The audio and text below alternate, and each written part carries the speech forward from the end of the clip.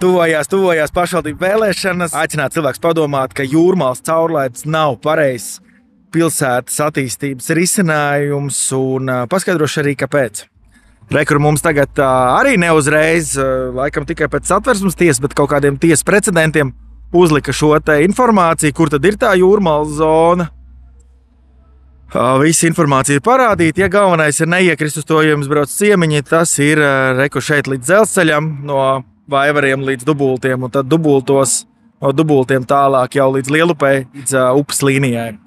Nu, lūk, un tas viss bremzē attīstību. Tas viss bremzē biznesu, un īsti nekad neviena tāda dati, par ko var pārliecināties, kādā veidā tas tranzīts tiek mērīts, kas tad iet caur to Jūrmalu, nav. Un arī tad, kad bija atvieglojumi ziemā, nekas daudz nemainījās.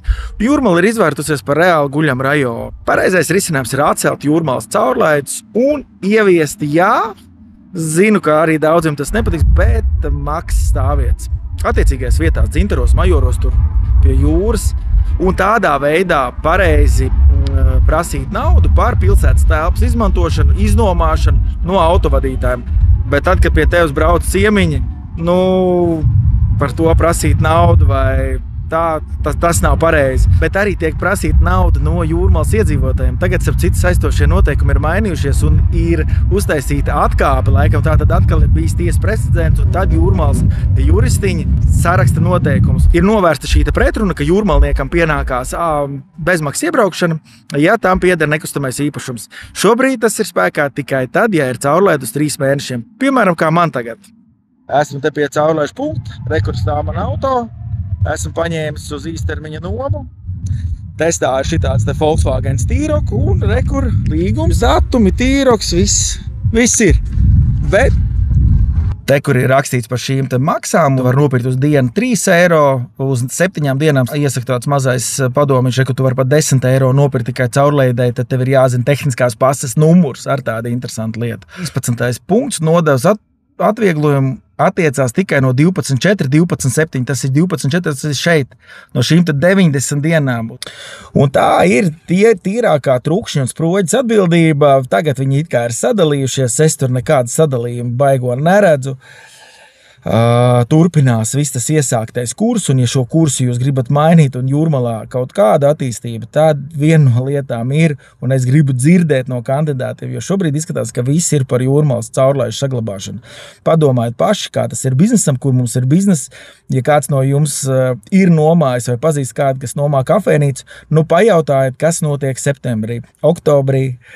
Nerunājot par februāru. Ko tu runāt par Ziemassvētku kaut kādām vispār lietām, ja jomas pārdošanas iela. Ogre pat uztais skaistāku šo te gājēju ielu, kur cilvēki brauc skatīties lampiņas. Un tad arī kaut ko nopērka. Majoros, kāds ir brauc skatīties jomas ielu Ziemassvētkos. Mēs ļoti, ļoti esam regresējuši, uzskatu, ka pilsēta iet dziļākā pagrimumā.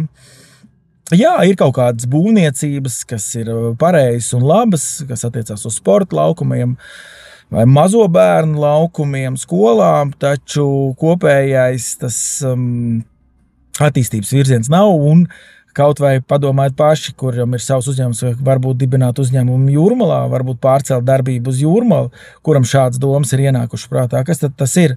Tikai 25 kilometri var visādas pakalpojumu sfēras, visu, ko var reģistrēt Jūrmalā. Un tad mēs nonākam pie tā, ka Jūrmalā nav pat bankas filiāla. Nevienas. Un tā ir pakalpuma pieejamība, tas ir viss.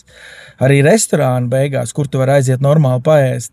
Esam atbildīgi, tiešām padomājam, ir, protams, maza cerība, ņemot vērā, kā visi Jūrmalas doma ir saugus ar lielajiem uzņēmumiem, kur ir attiecīgi daudz darbinieku, labklājības pārvalde, izglītība un tas viss, bet tie cilvēki, kas domā un kaut ko dara Rīgā, atnākat nobalsojot Jūrmalā par jebko, kas nav šobrīd koalīcijā.